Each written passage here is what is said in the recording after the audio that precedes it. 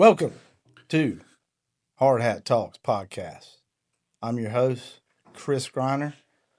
My man, Sammy V, the producer to the stars, the Dr. Dre of podcasts, on the wheels of steel back here editing and crushing it as always. Our guest today, special guest, and a good friend of mine, uh, vendor to the stars, sales extraordinaire, Thomas Skeen. Very kind. Dude, Very I kind. could have went on, bro. Great golfer, great human, great dad, husband, pickleball champion, from what I've heard, and I've never played, but I'm about to.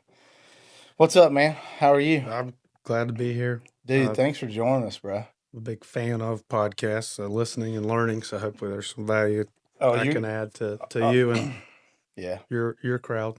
Oh man, you're gonna bring value, but I appreciate you taking your time to be with us, man. I really do. Um, Dude, let's start. Just I want to tell the people a little bit about yourself. Where'd you grow up? Where'd you go to school? I know where you went to college because I'm a big fan. That's right. And just kind of your early career. Yeah. Grew up in Asheboro, right in the middle of North Carolina. Not far, a couple miles from here, technically. Those are city lines go. Grew up here. It went to college at NC State. Amen. And got in this business. Really, I was working at Ace Hardware. I don't know if I ever told you that. I did not know So that was my side job, and they were going to close down. And so my parents were like, "Well, you either have to have a job." I'd always worked on the golf course, like mowing, and they were like, "You either have to have a job, or you can come home." I didn't really want to come home after 2 years of college. So a buddy of mine, he dated the girl in the apartment next to me. He said, "Hey, I work at United Rentals. Come check us out." So I did, and I didn't know what I was getting into. Next thing I know, I'm in the wash pit wearing a Cintas uniform with Thomas and United Rentals, and basically doing the job that nobody else wanted to do. I was the gopher, so I was doing that part time. So that's kind of I'd done some construction stuff for my stepdad, and all residential framed a house and stuff like that, but nothing in this industry. And so spent 2 years with him while in college, inside sales, and they had a big focus on merchandise and supply, so I had some background with that. Anyway, so it ended up being a total of 8 years. I left for 2 years or a couple years and came back, and then finished my 6 years there in Greensboro. Left the industry for 4 years, worked in a totally different realm, and then that's kind of my funny how I met. Well, I'd met you when I worked at United Rentals. Never seen you before. Just like we were just like operators. Yes. And then Donovan Dotson said, "Hey, look, so we're trying to sell merchandise. We thought we knew what we were doing." And so he's like, "Hey, go check out what Chris has got over at M&N." It was like a kid in a candy store. I mean, you had everything. Came over. I think that's the only time I probably ever met you. It was just always, "Can I rent a Georgia buggy here? Do you have this here? Can I have 4 sticks of rebar?" Small stuff. The art of re-renting. I could do a whole. I never. You don't think about that, but re-renting was a huge part of my business because I would rent equipment from companies that we didn't own. Like I'm talking about, dozers or whatever, and United, boom lifts or whatever. My customers had a relationship with me, had an account with me, and they would just get it from me from you. I mean, so it was like that was a good business, man, and it's still to this day. If I don't have it, if I can help somebody out, I'm doing it. I think that's a little bit different about this industry is the speed. And that's one thing I always got from the rentals. It's different than other channels we'll talk about, but the speed that it takes it's not worrying about whose equipment it is. Right. And when I remember when I took a job outside the industry, it was like, "Hey, can you handle the pressure?" I was like, "Man, if I got a backhoe going down, I know I got 4 guys standing around a hole, that guy's screaming at me. Yeah. We've got to find a solution. 2 hours is a lifetime." Yeah. Yeah. In this business, we are solution providers.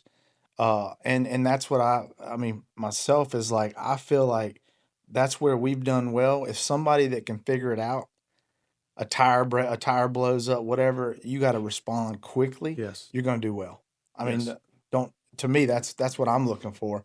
How are we going to fix it? And I think that's one thing I've always noticed about what your strength in the business has always been having that capacity to handle that. It's not, "Hey, we got an order," and everybody's pulling their hair out how to get it there. You've always got either a plan B, a truck sitting, you've got something going. But back to the United days. So yeah, we met probably once, talked on the phone hundreds of times. So anyway, I got this job. This has been 10 years next week, actually. Congratulations. Thank you. Yes, sir. So I remember applying. I didn't even know if it was the lawn and garden side, construction. I had no idea. I was just like Husqvarna. I was looking to make a change, and thankfully in the phone interview, I realized it was for the construction side. I was like, well, I know a little something about that, so that's cool. So progressed on, got the job. So it was about this time of year, right around Christmas. There's not much going on, so I was going to go see people I knew, some United folks, just say, hey, I'm here. I'm a point of contact. So then I'm like, well, I remember this guy, Chris, at M&N, Yeah. I don't know if he's there. I don't know what they do. Yeah. And I walked in the door in 2015 in December, and you said, you're my Husqvarna rep, because I guess I already had a Husqvarna shirt at the time. Yeah. And I'm like, how does this guy remember? Like, Yeah. yes, I am. And Yeah. so, that was cool. Just I had no idea you didn't remember who I was. And then that was your days at M&N. Yeah, man. Moving forward, and then it's been cool to see what you've done and grown here. And you've been a big supporter of getting us going, man. And I tell people a lot, vendors, there's a lot of different vendors, but people, how they respond, pricing, support, technical, whatever. It's hard to get any better than my man Thomas, bro. man. I ain't trying. I'm not because he's here. Because I mean, if you're good, you're good, right? So it's like I'll tell people that it's like you respond. I've been around you when you're doing technical and hands on training, and he knows what he's doing, and that means a lot. I think, man, because there's a lot of times like I don't know what I'm doing, and to have somebody who does what the product I'm selling to come in and help me sell it and get me through it is super beneficial. Well, that means a lot. I mean, all I can do is ask for your trust, and you've given. We've had a good trust, a good relationship. Mm-hmm. You've grown. Good supporter of our brand, and that's what we need as you as a dealer, and that partnership. And if that trust isn't there, there's other dealers, there's other vendors, right? Yeah. So I think that's been a good fit, good mix. Yeah, man. Sam, a quick thing. Me and Thomas both went to NC State. I failed out of college. He graduated, so he's up on that one. We both like golf. I went to NC State and we both worked on the golf course. Yes. So I did carts, and then I mowed greens Same and here. stuff. I did the same. The cart job was still the best job I've ever best had. job. Free golf and just washing down carts, and getting some tips for cleaning clubs. Yes. My son did it. It's like a family tradition, bro. I was like, bro, free golf and whatever. But so with that being said, I went to school for turf grass management because my goal in life was to play free golf the rest of my life, because I loved it and I sucked at it, and I was like, well, I don't go pro, but it's expensive. So if I can cut the grass and make the courses look beautiful, and then I was playing some of the most beautiful courses for free, being in the business. Yeah, I worked at Limble Ridge, and I'm like, these, Don Shula's walking around the course. I'm shaking his hand, then I'm weed eating, and when they all go in because they've played their daily round, the course was wide open, and I'm playing it. I'm playing this, people that own Naples, Florida. I'm playing their course. I had the privilege to play there. Gosh, we had a golf trip get rained out, so we went up there and play. And I look over at my buddy. I said, "You see that right there? That's a 3-story house with copper downspouts." He goes like, "What does that matter?" I was like, "It's kind of a big deal. Like, that's serious. It's the little things, It is, man. No, that's awesome though. Yeah, man. What drives you, brother? What gets you out of the bed every morning? I'd say, I always work wise. You work to support the family. Mm-hmm. Work wise, beyond that is trying to, know my market and make sure it's growing. I took this job. My goal was, hey, I don't know how long I'm going to be in this role, but when I step out of it, I want to make sure I have grown it, improved it, made it healthy. And so sometimes that means saying no to, a quick sale that's not, from a dealer standpoint, it's an instant gratification, but it's not good. Down the road, it's going to burn you. So just always being aware, and I've called on North and South Carolina. I'm back to covering just North Carolina now, but every market's a little different. So just knowing who's in the market end user wise, knowing who's in the market dealer wise, and then within that dealer, who wants to sell equipment? Who Yeah. wants to sell my equipment? Yeah. And so being that support, because, you know, you're going to get the guys there for 6 months. He's calling you, you know, so just that having that awareness, that's what drives to make sure it's a healthier, um, territory, I Yeah. guess. And what I respect about you and your company is y'all don't just set up every if a guy's got a taco stand here and a sign that says rental equipment, you know what I Right. mean? I mean, they don't just set everybody up, and I appreciate. And as a vendor, we appreciate that, and because you're getting the support. I mean, we're investing money in the products, and you're supporting us, and you're not setting everybody up, which I think, there's some that will. You know what I mean? And I think that means a lot when you're pushing a product that I have access to. I'm supporting. I'm stocking. Right. It's kind of unfair that this guy who doesn't stock is gonna get the same price or whatever, and then it's just I don't know. I like how you guys do it, and not everybody's like that, man. I mean, I really Well, think that means a lot. sometimes I think that goes overlooked, and so thank you for saying Oh that. yeah, man. And you know, there's a lot of times end users that mask under a name or just want to cut out the middleman. They'll call it. It's not the best fit. Again, our product takes a lot of support. There's a lot of technicality. There's service. Yeah, So if we try to service those guys, it's not good for the brand. It leaves a bad taste in their mouth. yeah, for sure, man. And me working I had worked at United Rentals, you know, being familiar with the merchandise, I've been in the dealer's shoes, so Yeah, I know that if you've invested in that inventory and you're making some slim margin because everybody's got it, that's not ideal. So we want to make sure yeah, that you're being rewarded and that fits right. yeah. And I also respect that you coming from the biggest rental company in the world. You know the game, right? Where I've met guys before that were selling for Sara Lee, selling bread, and then they're trying to sell you, skid steers. I mean, you Yes. know what I mean? It's like it's different, man. And We're in a different. I mean, it's a niche. yeah, I wouldn't say niche. It's weird. I mean, it's amazing. And some of the notes we were looking at, I mean, we're a Carhartts to work, yeah, and I'm answering a phone call for a nut and a bolt one minute, and then I'm quoting $50,000 on a deal. yeah, And not only that, I got to make sure you have everything you need yeah, because when it shows up and they're ready to work, and they got 6 guys like this week, right? Had they yeah. not had something, Right. it's on me. That's right. So it goes from technical to small dollar to consumable. So it's a wide variety. And really we're talking earlier, as a manufacturer's rep, Mm-hmm. um, I kind of see it from left to right, the material components that we buy from to make equipment that you buy from and you sell to end users. So Mm-hmm. kind of that whole span and where we fit in that. So I want to make sure I'm doing my job and I'm supporting you to do your job. And then that does sometimes include me skipping a step to go make sure end users are happy. Whether you call and say, hey, they've got a product down, they can't find parts, they've got a product they've bought before you guys acquired them, Yeah. so being that support. And if I just stay in my lane and only do that and just Yeah. say, hey, Chris has bought for this Yeah. quarter, he's good, I'm hands off. Well, you're still going to be sitting on that same equipment That's right. 6 months from now. So That's right. And same thing, I think there has to be, you guys provide service. Mm-hmm. You fixed our product and other products. So you have to kind of step out of your lane and provide that. Mm-hmm. And then if you're not on the job site where your customer know what works and what doesn't, then Yeah. they're going to silently leave you and you're not going to know why because you're selling them something, they don't like it, they go somewhere else, and then you don't show up on the job site. They say, well, why are you buying this shovel?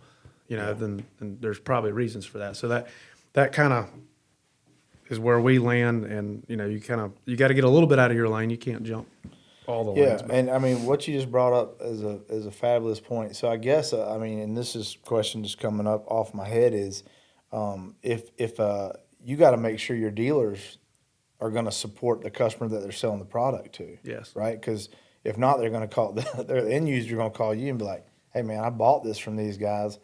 I can't get no help." Right? correct. Yeah. So that's And it happens, and so that's yeah, where, I mean, I'm going to hold to a standard. If there's multiple dealers quoting it, then it's that part's to handle. that's But right.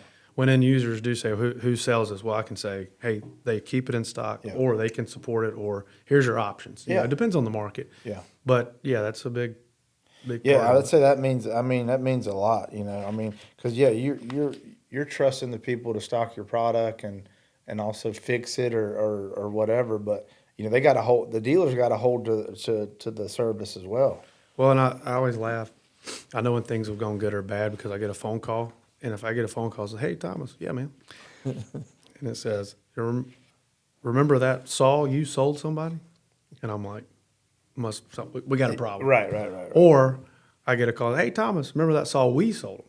Then I'm like, probably gonna buy a second one. Like that. The we or you is tells me where this call's gonna go. Where it's and when go. it's like the saw you sold them, okay. Well, I mean, there's got to be that level one support from a dealer. And if not, then sometimes it's not a good fit. Oh, for sure, man. Any stories or memories stand out? Yeah. From let's just say being in the field, on the sales floor, working at United or nowadays or I mean, I guess even the golf course, man. You know what I mean? Yeah, golf course. I mean, again, great opportunity just to be in front of people. You know, you're 15, 16 years old dealing with, you know, adults that are there in a recreation basis, but you know, you've got to behave and not, you know, it's not just a regular retail job.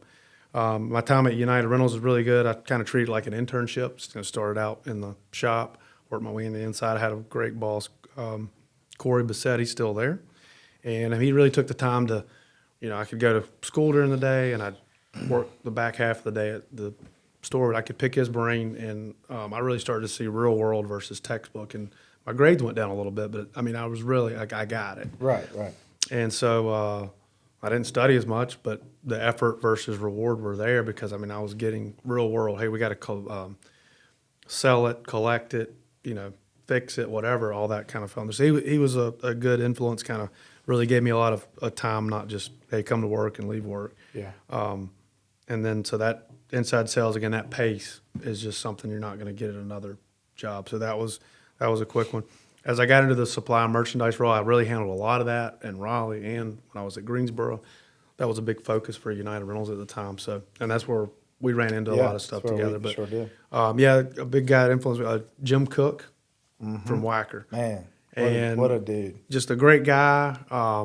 And so my interactions with him, I was, you know, and again that technicality of him selling, showing me new product, it always kind of caught my ear. I was like, man, I think working for a manufacturer would be a pretty cool gig. I think I could do okay at that.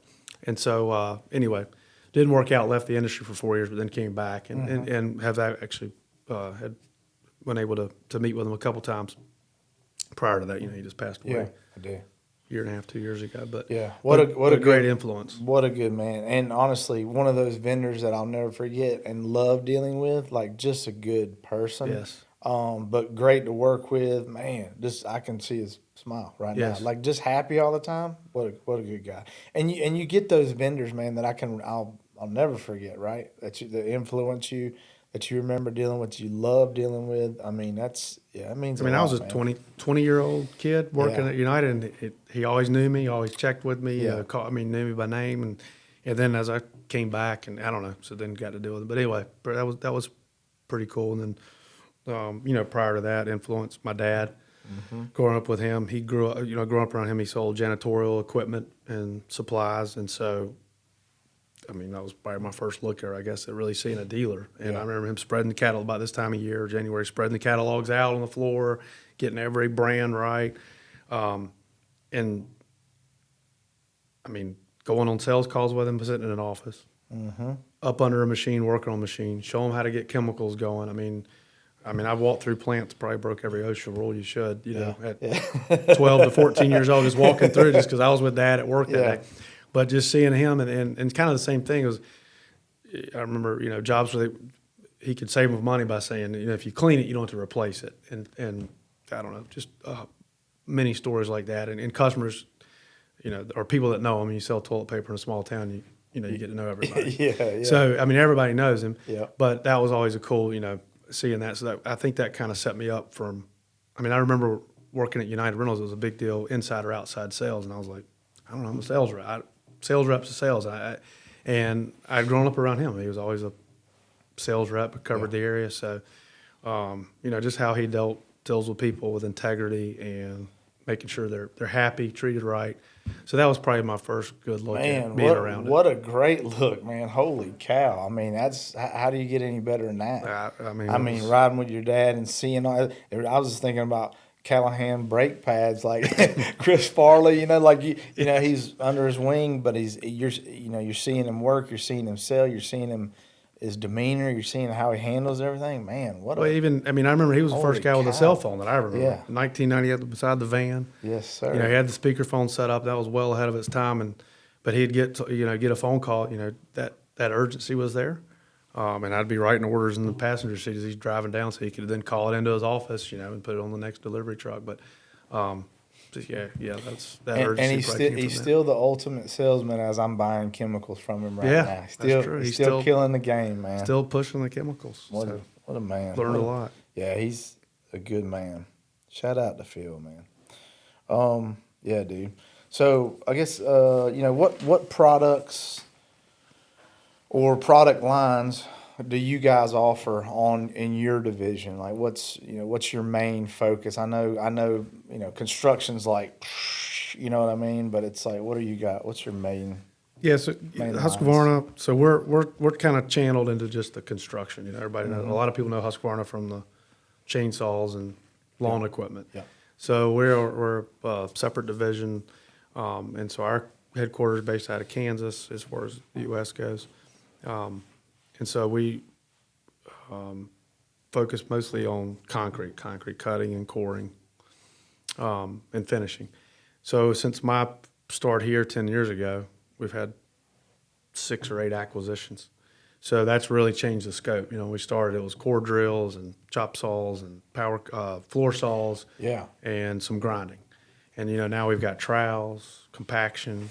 You guys sold a trench roller this week, so thank you. And a shaver. Yes, sir. I guess flooring. Yep. So the flooring's been big. Dust, vacs. Mm-hmm. So it's really opened up, and so that opens up to new dealers that we normally wouldn't have dealt with in the past. Right. Just because certain ones, again, going back to dealers, what they're good at. Certain ones are good at certain things. Mm-hmm. So that's open. That's a lot to manage. Yeah. We don't divide it out really. But it's all just concrete, nothing lawn and garden.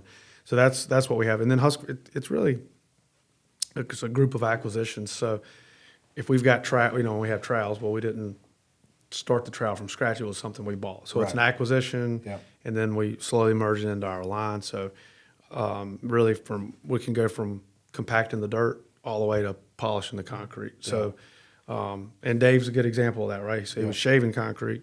He's one of the few that will pour. Normally, I'm dealing with guys that pour and finish, or guys that polish. He's one guy that kind of can take the whole scope. So he's one of those guys I learn a lot from, because I pick his brain. Why don't you like this? Why do you run that? And he'll tell me very candidly.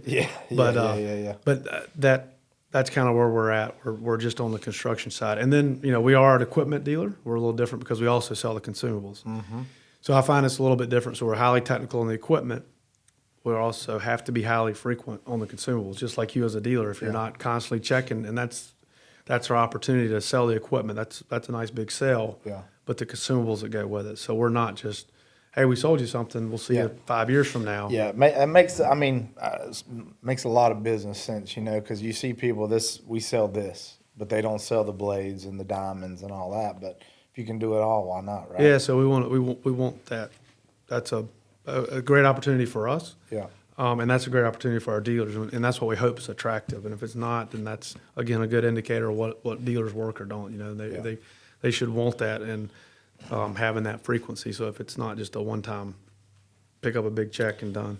How do you guys support and provide the resources for your dealers and customers? I try to make it between myself and whatever dealer as much as possible. So I want to make sure the dealer the new guy knows, hey, what this equipment does over time, what to do if something goes wrong, to grow that. So that's what I want to try to accomplish. Yeah, I know, and like you do, I guess lunch and learns. You'll do on the job demo training. You'll do. I know y'all offer training in South Carolina, South Carolina, and we've got then one maybe there, Kansas. Kansas. Yeah. So I've held some in South Carolina just locally because we can't always get somebody to go to Kansas, so I don't have it's a day and a half training in South Carolina. But then the other thing I'm always trying to do too is, again, that scale from left to right of components OEM or components to manufacturer to dealer to end users, having to look to my left and right and why isn't this dealer getting it, or what, why do they not want to sell this category, and trying to figure out. So looking outside of just, if I just open up the catalog and hope people bought, then I'm going to miss something. So try to figure out why and spend some time outside of just being a manufacturer's rep. Yeah. On the job sites and the dealers. I'm still wanting them to bring that Sweden trip back, bro. You know what I mean? Like, I remember it. It's like if you did such and such, you could go to Sweden. So yeah, I was right. They got rid of that right a couple years after I started. Yeah. Yeah, so, I never made it, man. So obviously I didn't sell enough. But maybe I still got goals. You're earning your way back. I got goals in life to go to Sweden, man. Sam, before we go, I'm taking you with me. What do you see? Like, what common mistakes do you see contractors making, and how can the dealer or the manufacturer, help them, or what's, like, I guess, fix some of those problems that you see, like every contractor or a lot making? Contractors, I think what I see is a lot of times I'm called in for help, support, right? Mm-hmm. And so you go into a shop, they're complaining about the field.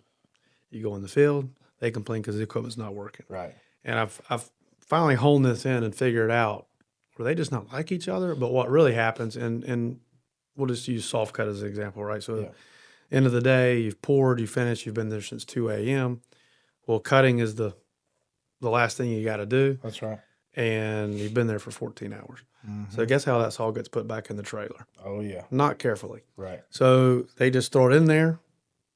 It needs parts to replace it, and the shop's not happy. Yep. Well, the shop has no sympathy because they're like, why'd you bring it back? Well, they're coming in the next morning finding a broke saw. Yep.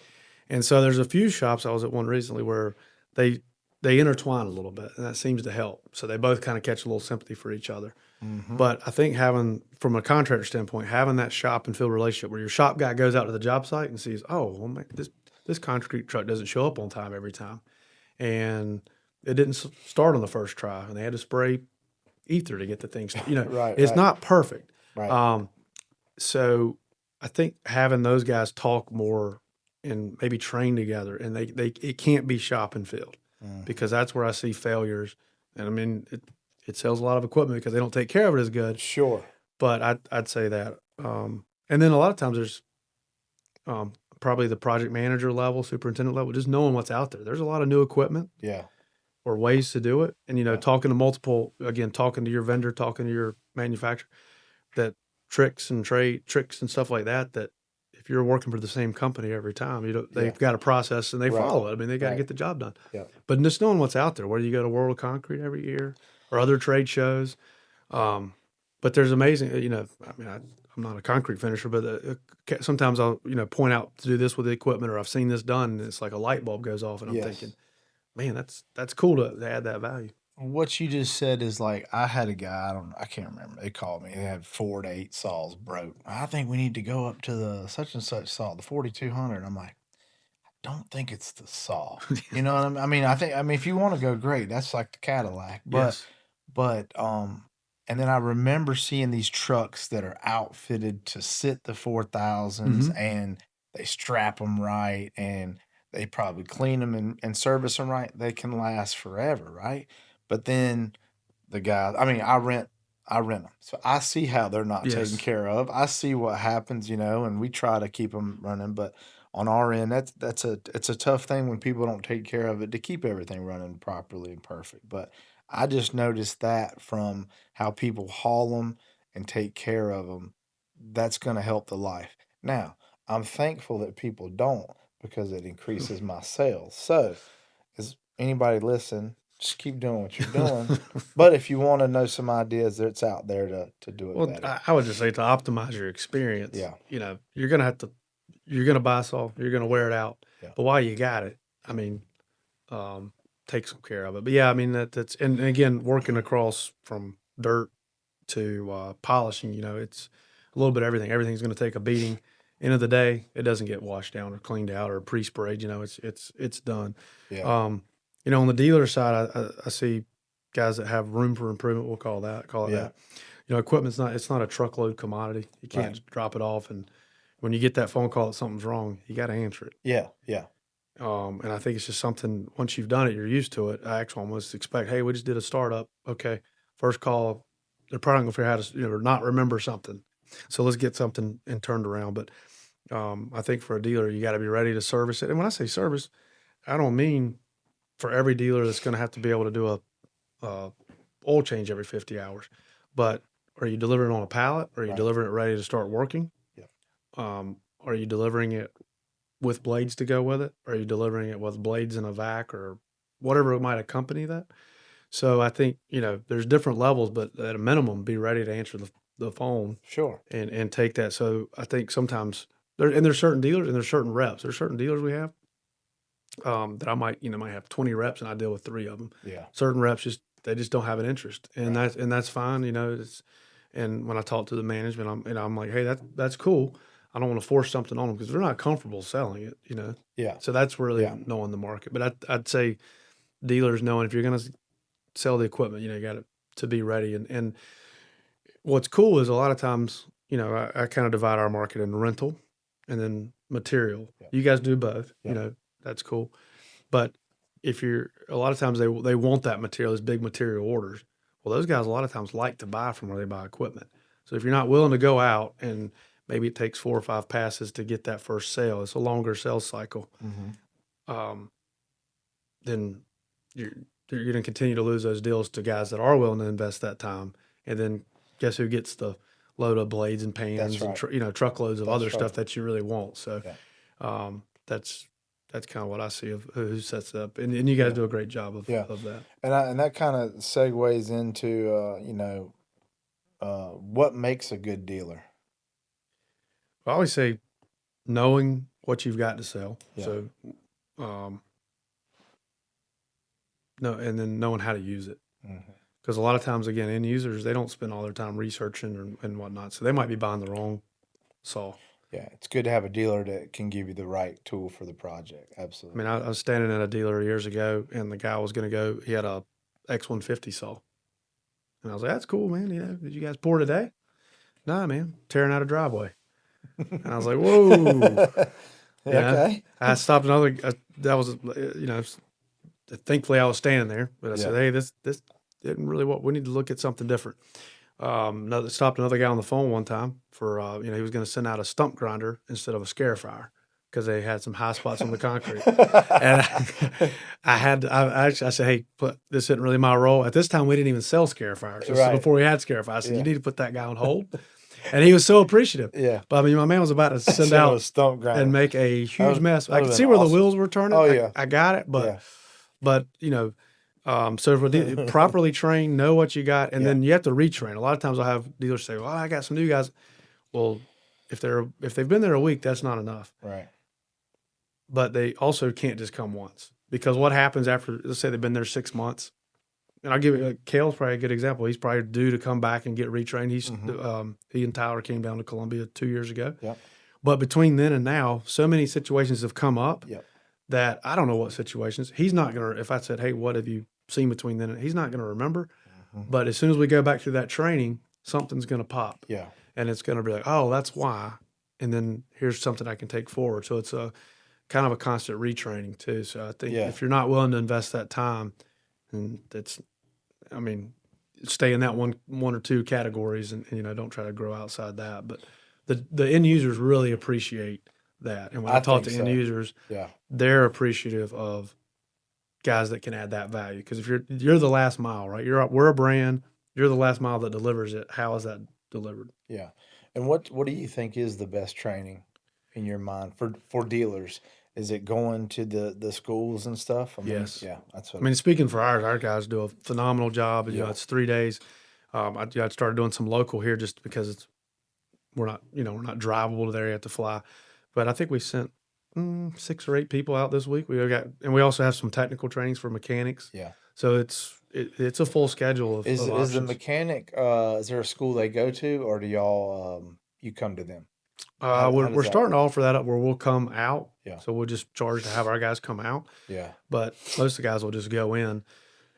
The cool thing about our products is you can learn a lot. We're going to show you our product, use our product. Mm-hmm. But I mean, it's got a Honda engine on it, so that can apply to other items too. So Sure. we're not going to just pigeonhole the one item, our items. I like doing the remotes or having technical guys with me and like going through your fleet. Yeah. We did one 2 weeks ago with a dealer, and 3 items were green tagged, ready to go. Okay. Yeah.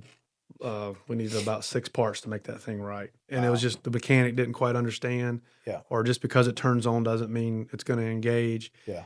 Or it's one rental from really having a problem. But those guys, and so once you show them their own equipment versus showing, hey, here's what we'll train you on something new, showing them their own product really opens their eyes of how they can make that better. I'm writing myself.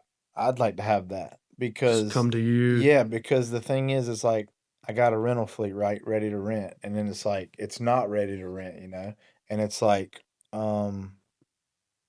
but And it's not an attack. no, we're a small but part I of your want it business. done right. So if I have somebody kind of going through it like that with them and say, man, this is what we need to do. That's what I'm looking for, man. Well, I like it because we'll typically get a parts order out of it. Yeah. But I mean, Oh yeah, that too, right? but again, if some just using rental as an example, Yeah. I mean they can rent a plate temp anywhere, right? But Right. if they're always having to fixture, yours takes 6 pulls versus 2. Sure.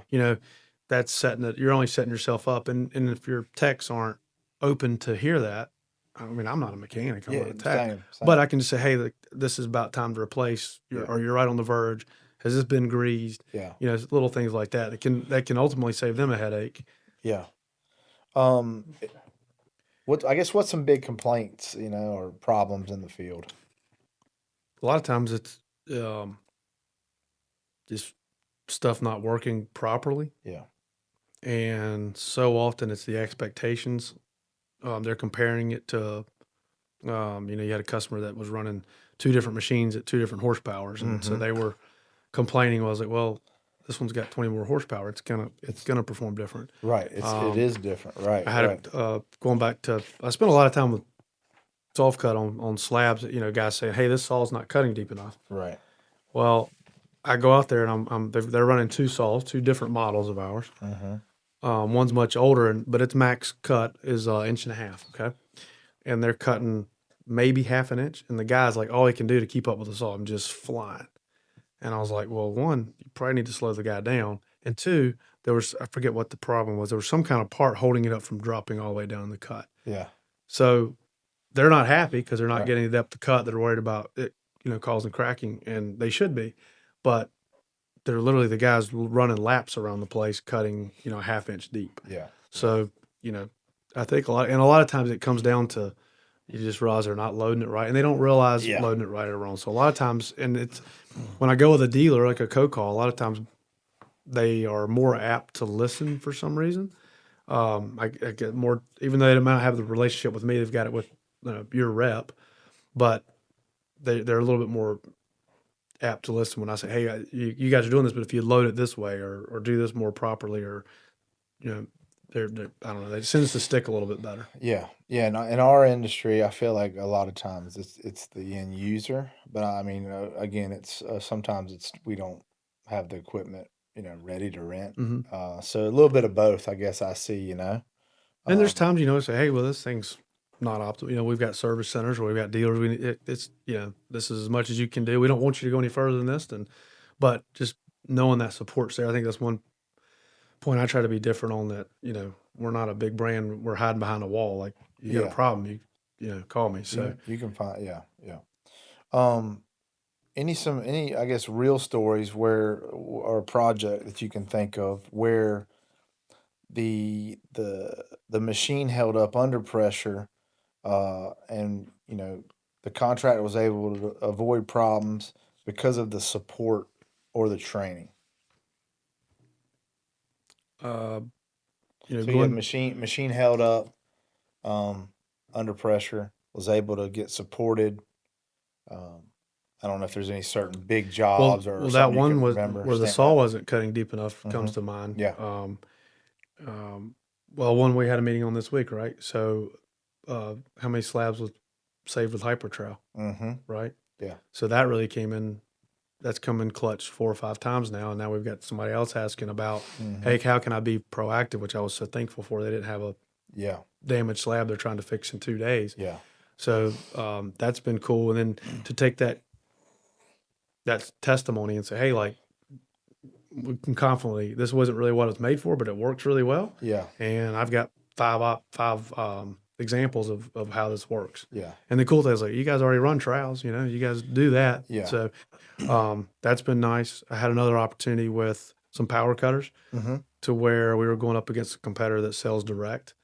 And we were able to sell it. They switched from, this is called brand A, B, and C. They switched from brand A, and they never wanted to work on a power cutter again. Right. Well, brand C looked really attractive because it was going to be a lease setup to where they never had to work on it. Yep. If it breaks, you send it in, and it comes back 2 or 3 days later. So it was a big uphill battle because we don't have a lease type program. But this has been 8, 9 years ago. They bought 30 or 35 saws. It was a nice sale. Yeah. But this was a long process, and I remember going to the startup. We got there like 6 a.m. down in the Charlotte area. Did their, and here we are. We just switched them from brand A to B. They didn't go with C, thankfully. So I'm thinking, and versus a lease option at 1 year, they were going to have to turn those saws in and restart their payments. Right. And so just having to explain to them, well, with mine, you're going to buy it at the end of a year, sell it for half what you paid for it. Right. There's always a market for use. Sure. But sure enough, I got that equipment manager on board to send out quarterly parts reminders. But here comes at the end of year 1, I'm thinking, here we go, 35 saw sales, it's going to be great. They bought 5 because now they're taking care of them. And really, at the end of the day, they had a lot less money because they could still sell the saws. They're not having to lease them and restart this contract and whatnot. So that was a cool win, and that has continued on to where they literally every year they might buy 3 to 6 saws, and they're not working on them. So when they go out, they're out. They just they now know how to properly maintain them. Yeah. So that was a big win and a big market share grab, and then personally because it was an uphill battle. 1, switching them brands, and then 2, going up against somebody that's selling them direct. Yeah, and it was satisfying to get the deal, and then with their preventative maintenance. And that goes to show though, when you do take care of it, and I see companies that have crews that own a saw. Yeah. You have hardly any problems. When you have fleets or saws that just get shifted around, the finger gets pointed a lot faster. So, but that was a cool, and I won't forget that one. Yeah, I had a lot of meetings, and especially since it stayed so many years of the continued success, and it speaks for yourself and the product, right? So I mean, and the maintenance and everybody doing the right thing. Advice for contractors picking the tools for their business: rent, buy. I guess that kind of goes into that what you just said about leasing or buying or whatever. What's your advice? I guess just everything's different whether you buy or lease. I guess the situation and the customer. Yeah, the trend, the rental market's gained so much traction. They rent a wider array of things now. A lot what we used to think was niche is almost standard in a lot of rental fleets. And that liability has been pushed so far up the chain, and owning that, people now realize, well, if I own it, I got to move it, I got to store it, I got to pay a guy that works on it. So the renting has just become more popular because of that. It pushes that. I would say I try to help guys, just going back to the percentage of how often are you using it. Yeah. And then if it's a piece where it's critical, you have it at 2 a.m., you better have 2 of them. Yeah. Or, that timing is key. But if it's something you're doing day in, day out, your whole business is relying on. Yeah, and that's the way. Like when I'm renting stuff, I'm like, okay, you're going how far, and you got this pour. You want one machine? I'm ready to send you 3. Right. I mean, just Well, because because you're somebody, you've been out on the job and you realize and that when if something doesn't go right, and anything go right, brand new or 10 years yes, old, I've seen it, I've lived it every year of my life, and I want to prepare for the worst, I guess you could say. You know what I mean? It's like I want, and that's when I'm trying to do better in, even our small stamp sets. It's like I want every stamp, every skin, the roller thing, the tamper. I want everybody to have what they need to succeed, and I feel like that's the way the customers, in my mind, should think. And I guess a business probably does. They might have 10 riders on their truck because they're thinking 2 or 3 are going to fail, right? They might have 4 saws because 1 or 2 might fail. And I think that's the way it should be, just because it needs to be, to make sure you're successful. yeah. I think I've had guys that floor grinding comes to mind that want to go out and get into floor grinding, and they buy one machine Mm-hmm. and they snag something and break a part on it, Right. and they're like, well, you have to be down a couple of days till you get a part, Yeah. and it's okay if you're getting out of the gate, but as you get into this more and more, if you don't have a backup machine, if your whole business depends on this, Yeah. you wouldn't just buy one of anything. And I think in our industry, what you're talking about, Yeah. there for the service to be there has to be some redundancy because you're talking about concrete, right? Right. And we're not talking about if you're framing a house that would, let's Yeah. say we got the subfloor in, other than maybe it's getting rained on, it could wait. We can come back. Maybe you Sure. can shift your guys. You got fresh concrete hitting the ground, Yeah. so I think the concrete trade within constructions it can be even more escalated just because of that. And it's a high pressure job Yeah. that these guys are getting there at 2 a.m. for that reason. And if everything went right, they could all start pouring at 6 a.m. But Yeah. that's still Yeah. You got the truck showing up on time. You got the pump can go down, the machines go down late. Yeah, it's a lot, man. It's an intense job, man. It really is. And I But mean, you've been out there enough, and that's good that you see that yeah. because Kudos to those what guys, does it man. cost you to send an extra Georgia buggy if it just sits there? Yeah. But Yeah.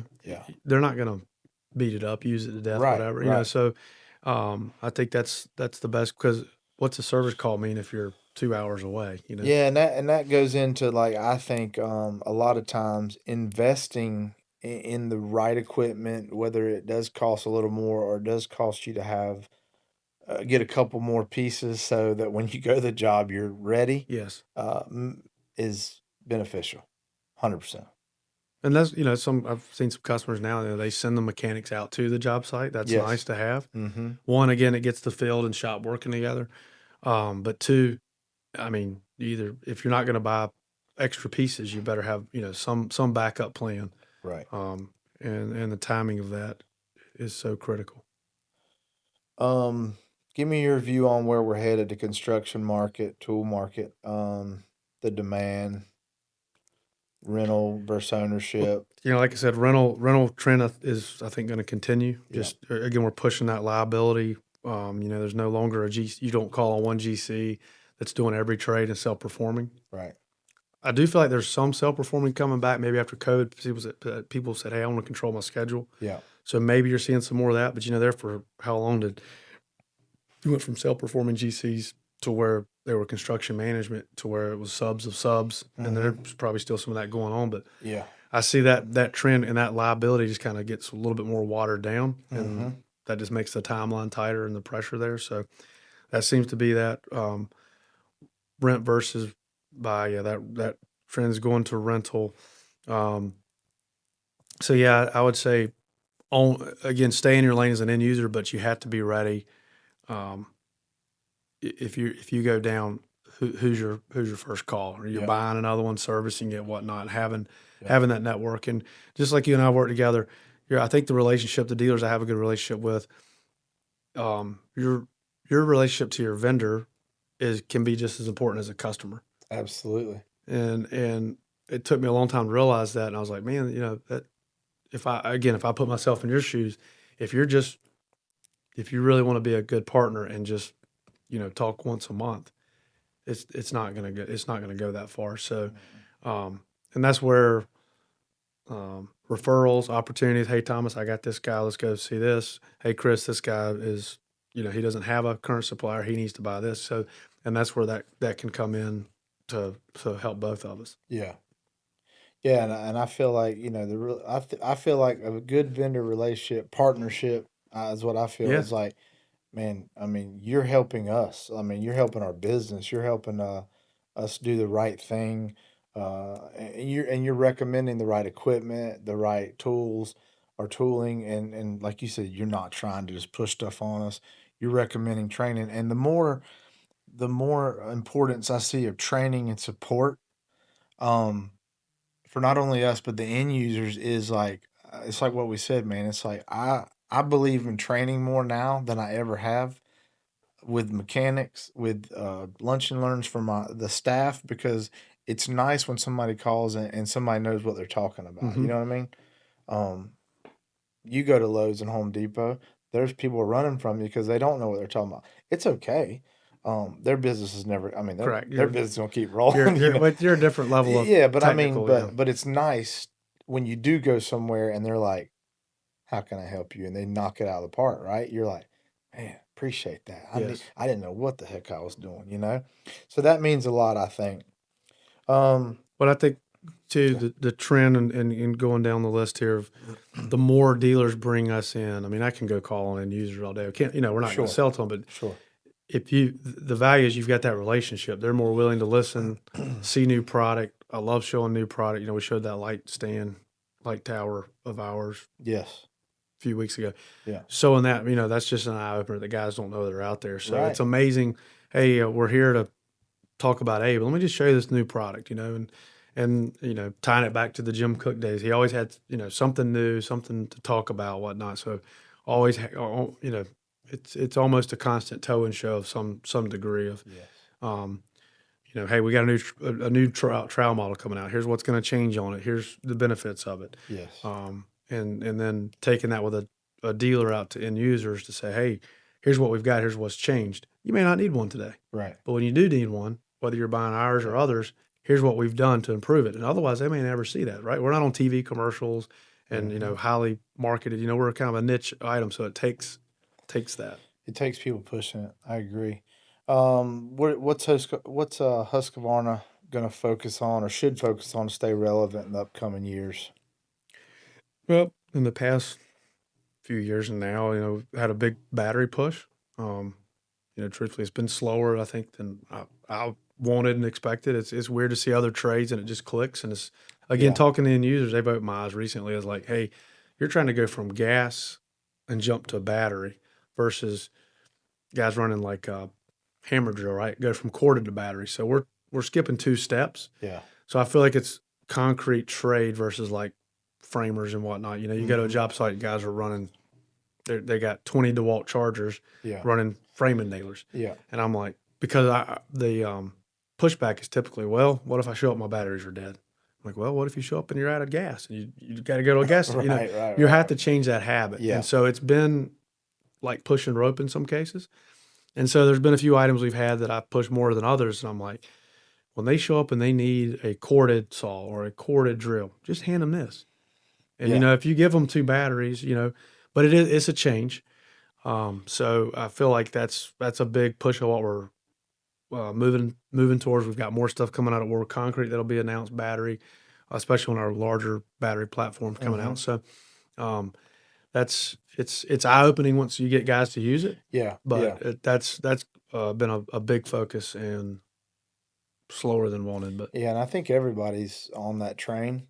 I'm optimistic because I do like to send a piece of rental equipment that's going to start every time. yes, and I like to have that case and say put 5 batteries in there and a charger. I like to be prepared, but I do like that aspect of battery over gas. I mean, not on everything, but I think it is going to be good for rental company as well moving forward. and not to get stuck on battery, but Yeah. there's a big difference too of the size, and we've got 2 different battery sizes. There's a reason for that, and people sometimes have had bad experience with prior batteries, consumer quality batteries. We're in a again niche commercial grade. We're talking about that light works off a 94 volt that runs other stuff too. So, Yeah. but that's been a big push, and that's been a lot of my towing shows for the past couple of years has been that. So again, I think that's a lot of seed planting, and at some point that's going to come to fruition because once the end users do run it, and I see their eyes light up of man, this is not it's not beat me to death all day. Yeah. I think it will come through. Yeah. What's day to day like for you? I guess day in the life. We can video you next, but a Yeah, day in the life of your job. day to day, I have a frequency I try to keep with every market. Mm-hmm. So, I'm normally working from my office at least a day a week. I'm reviewing things that need to be done and then setting up firm and semi-firm appointments because a lot of times I'm going to see an end user. That could take from anywhere to 30 minutes to 4 hours. But I'm going to be in that market, and then I'll see, kind of see dealers around that. And then kind of planning, hey, what do I need to bring with me this week that this dealer hasn't seen before? I don't want to show them the same thing 3 times. But who have I not met in this market? So I'm trying to meet new end users, meet somebody new at a dealer. So it's not just one person. You're not the only person here I deal with, right? So I need to be though. No, I'm just kidding. so walking in today, seeing a Yeah. couple people here, making sure, it's not just the sales or the manager. It's is the shop happy? What's going on? It's the little hangups that'll get you. So really trying to make hey, are there? I've reviewed, when I go see them, hey, you've got no open orders.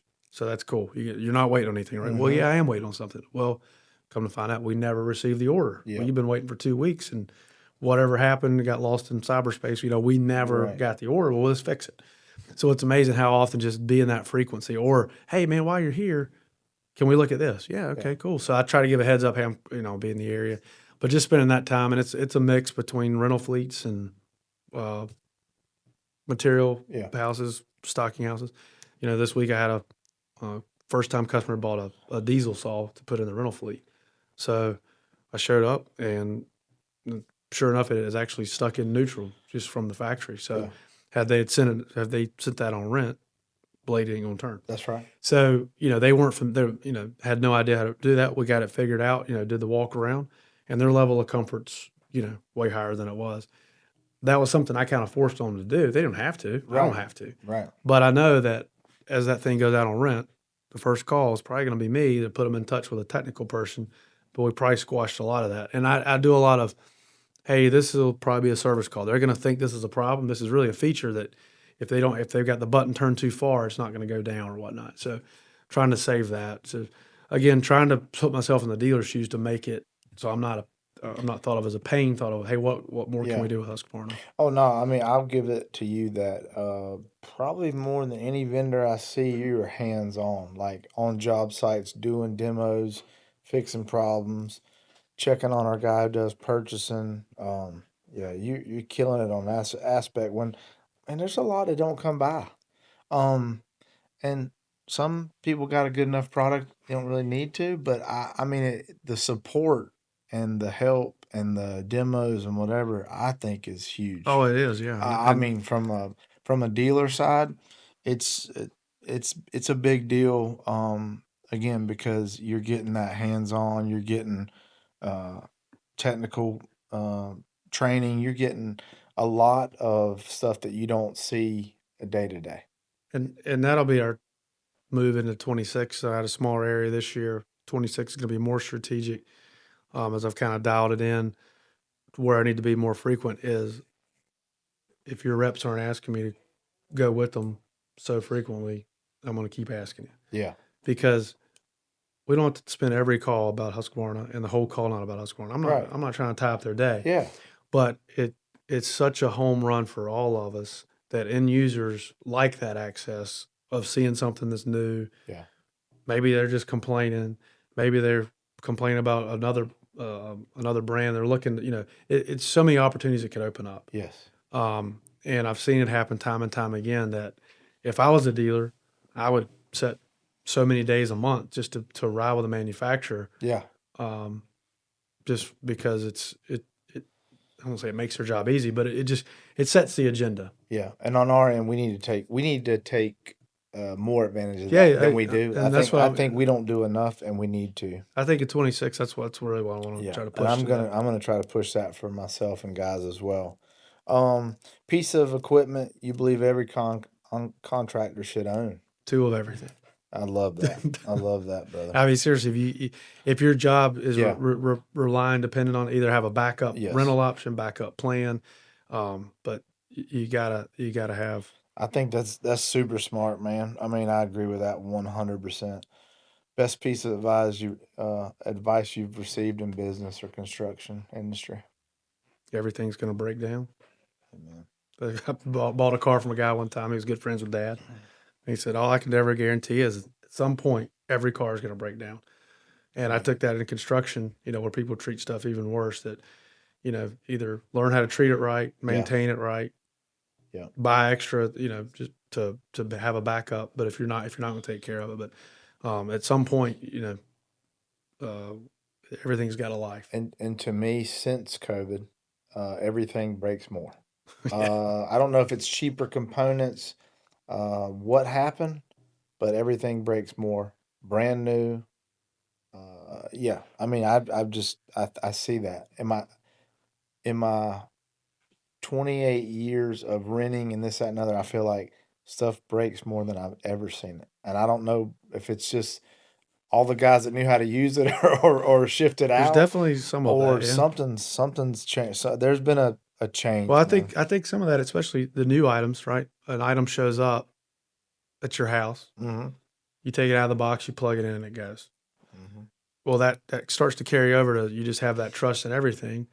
And I mean, I'll give an example. Our trowels, for whatever reason, they get in freight. I don't know what people do at freight houses, but I've seen some of the weirdest injuries that we run them at the factory.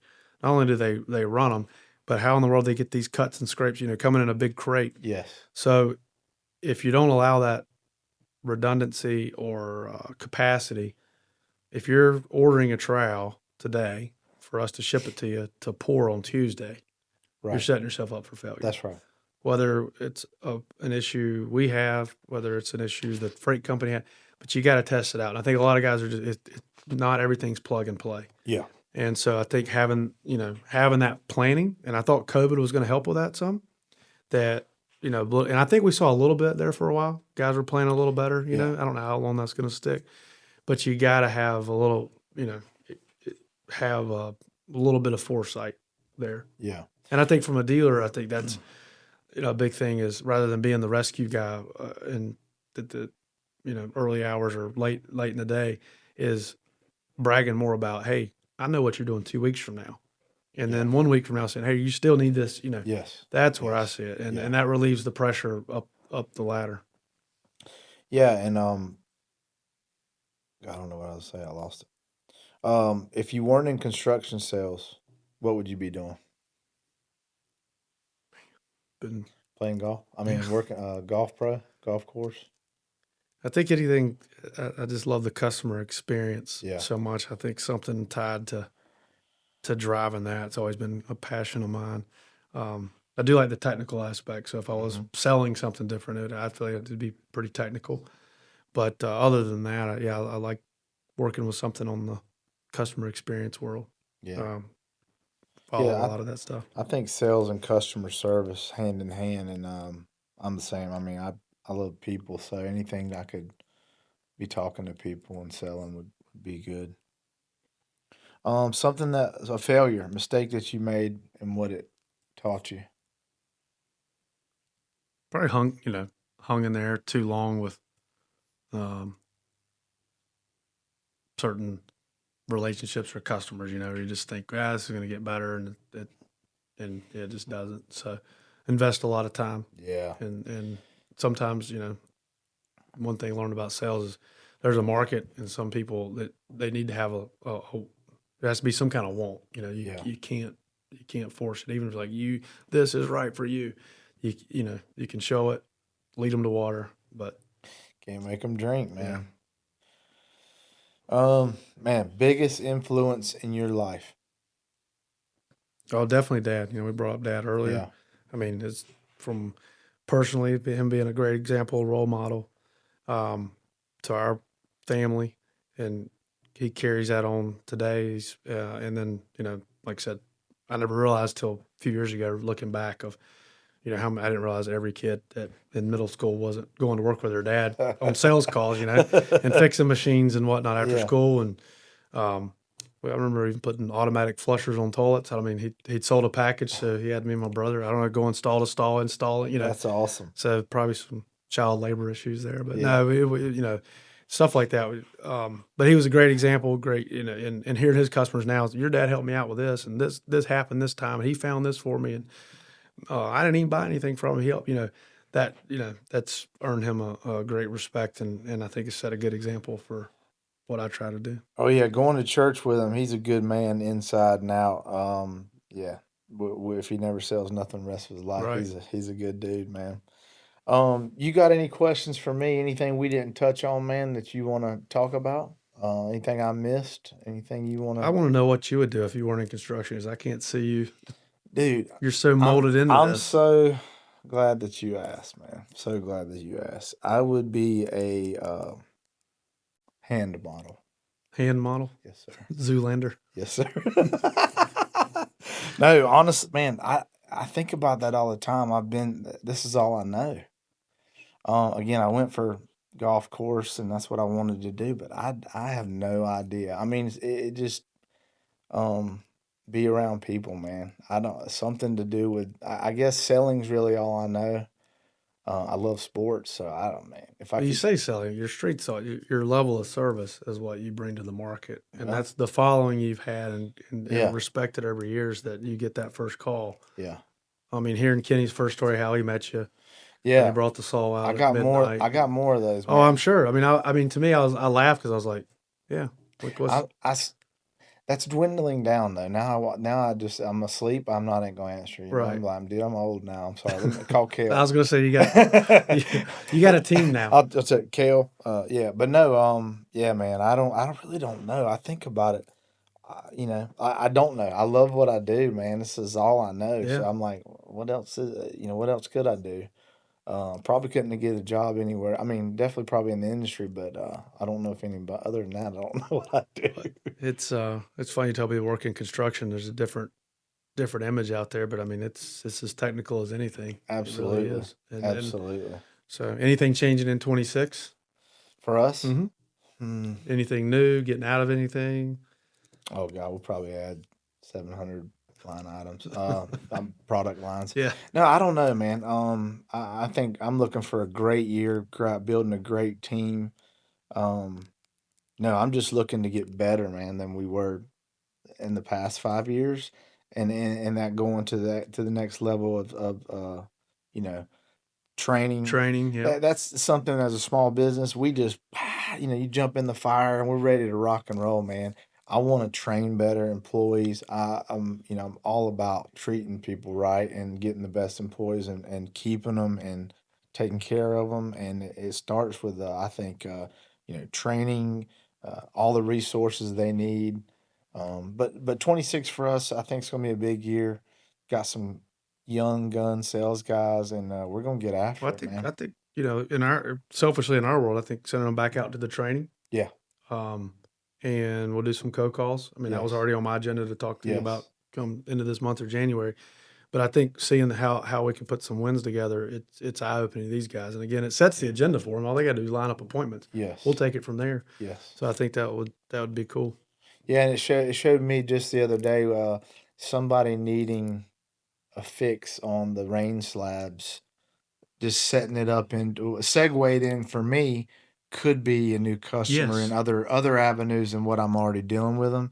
But fixing that progress or problem led me into other avenues and honestly just as a small business you're wearing a lot of hats, you're running full speed ahead, taking the time to sit back and say, let's focus on this and let's use our resources and our vendors who all we got to do is set up, but just Mm-hmm. pump the brakes, take your little breath, and set that up and make some more sales. Yeah, work smart, not hard. And I think Yeah, the training is a cost, right? yeah, But it's an investment. absolutely. And I want to invest more in our employees to keep them around, that we have the best people Mm-hmm. and the best service. But Yeah.